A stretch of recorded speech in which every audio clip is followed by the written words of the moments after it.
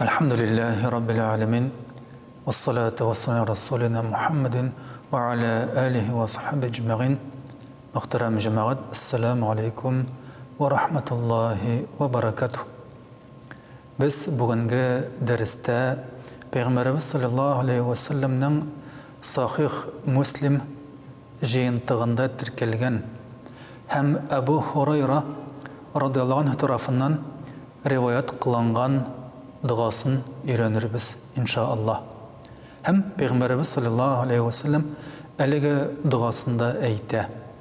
Allahümme aslih li dinillezî huve ismetu emri ve aslih li dünyayelleti fiha ma'aşi ve aslih li ahiretilleti fiha ma'adi واجعل الحياة زيادة لي في كل خير واجعل الموت راحة لي من كل شر.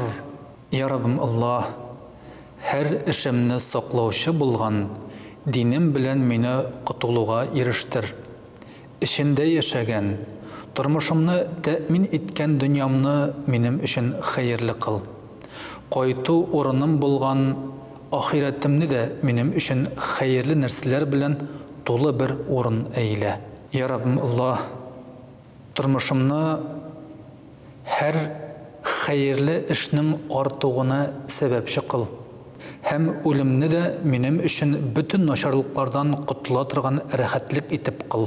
Muhterem cemaat, elegi duanı tag'in bir qat qabatlaymiz. Allahümme aslih li دين الذي عصمة أمره وأصلح لي دنياي التي فيها معاشي وأصلح لي آخرة التي فيها معادي واجعل الحياة زيادة لي في كل خير واجعل الموت راحة لي min kulli şer.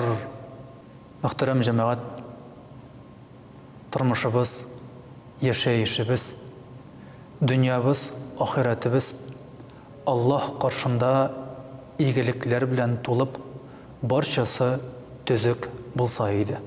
Vesselamu aleyküm ve rahmetullahi ve berekatuhu.